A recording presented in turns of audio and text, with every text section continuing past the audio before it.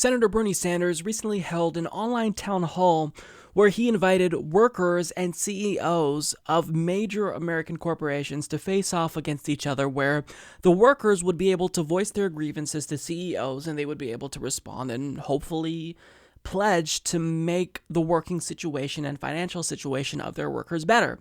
But can you guess how many CEOs actually showed up to this town hall event? Not a single one. Now, this isn't too surprising, but I think it does say a lot about these CEOs. They're cowards. They're profiting off of the hard work of their employees, but they won't even face their workers in public.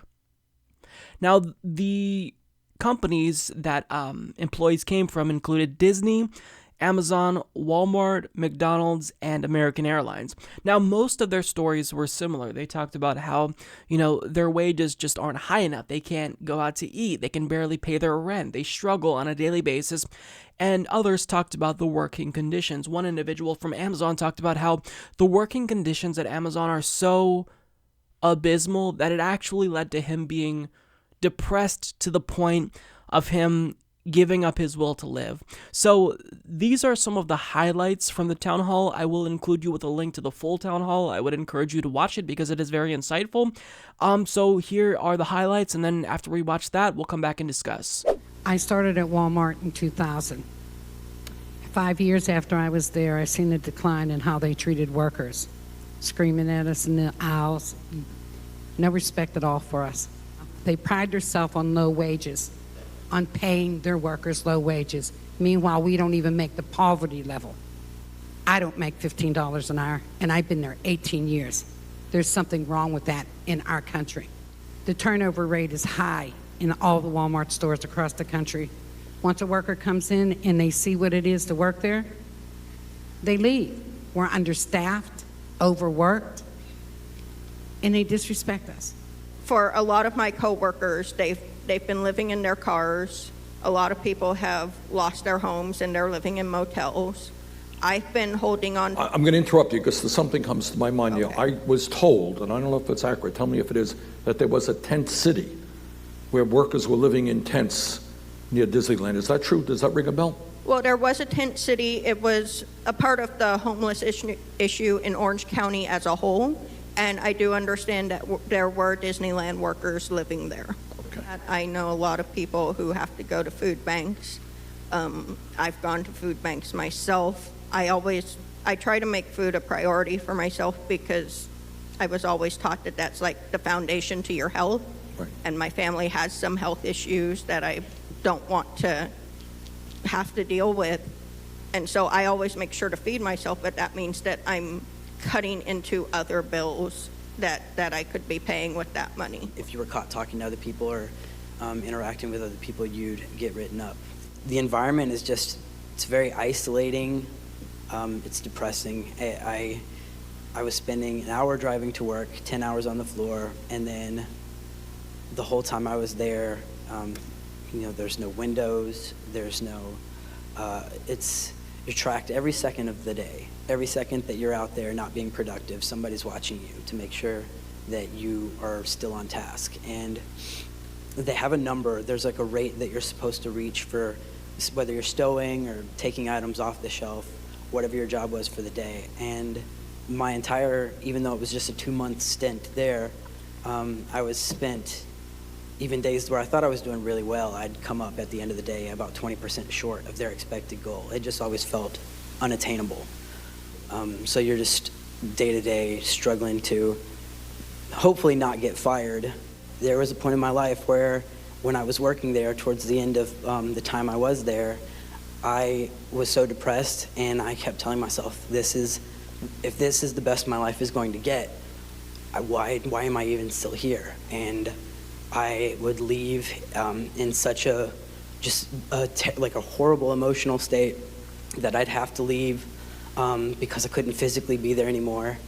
And I finally, the second time that I had broke down crying and left work because of it, I called one of my best friends and she told me, if working there really makes you feel like this, if you feel like taking your own life because of the job you're working at, don't work there. That is not there's no work environment that should make you feel like that. And so I left, and thank you. My current salary after a decade working for Piedmont is less than $14.50 an hour. I cannot make ends meet on my own without working extra hours. And on those days, I work 12-hour days. So their stories to me weren't surprising at all. As someone who came from fast food and retail, a lot of their stories are very similar. These CEOs have no regard for the well-being of their employees. They don't care at all. They treat you like prisoners. Now, I worked for Walmart temporarily, and I was immediately taken aback when I was hired because one of the first things I saw was an anti-union propaganda video. And what was interesting to me was that I thought there's no way that this would resonate with the other workers. So I asked some of my coworkers, and I talked about like 4 different people, and they were all anti-union. Part of it was that they just weren't informed about the benefits unions have most of the time and how they directly impact their pay and benefits. But a lot of them just thought, I don't want them taking money out of my paycheck like taxes. And that's exactly one of the lines that Walmart used to sell it. So they're not looking out for their workers' best interest. And there were times when I worked at Walmart where me and my coworkers would be done with all of our assigned tasks, and we just stop and talk for a few minutes. There would be a manager on us like stank on shit. They'd come over immediately and say, "What are you doing? You're standing around? Get to work." I mean, you can't stop for a second and converse with your coworkers. God forbid you try to enjoy the time you're spending at your job. God forbid. And that's what this Amazon employee was kind of speaking to. There were no windows. We couldn't stop and talk to each other at all. They treat you like prisoners, not like employees, and the standards are always so high that you're never going to be able to meet those standards.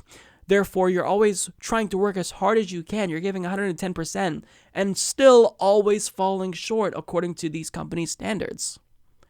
And after how much work they put in dealing with members of the public who are oftentimes very rude to them, they don't even make enough money to survive. And another common theme across, these workers' stories was that they've worked for these companies in some cases more than a decade, and they still have to have second and third jobs and take on extra shifts in order to make ends meet, just to pay rent. Their children have to get jobs in order to help them if they're old enough to work. So the point is that it doesn't have to be this way. We live in the richest country on earth, and we have people in this country who are working full-time and fall under the poverty line.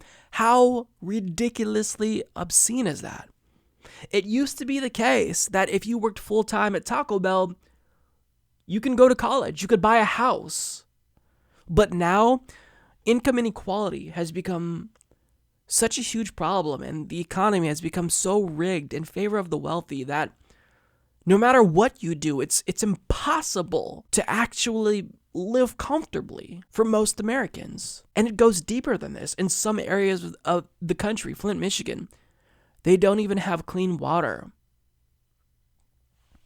So I watched this, and I couldn't help but think, the American dream is dead. Now, most of us who are politically astute and who are paying attention already came to that conclusion a long time ago, but you can't help but think there's no way that working Americans can succeed, and it's unfathomable that they'd even be able to thrive given the current state of our economy.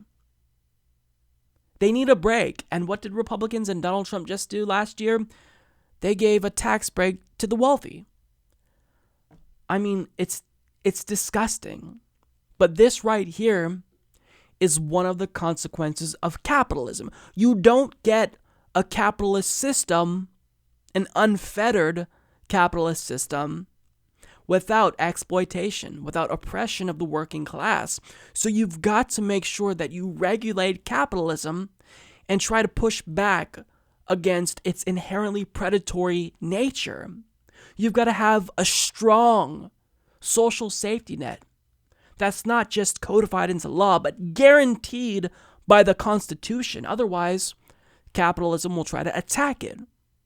Special interests will fund politicians who will do their bidding. You've got to have a system that works for workers.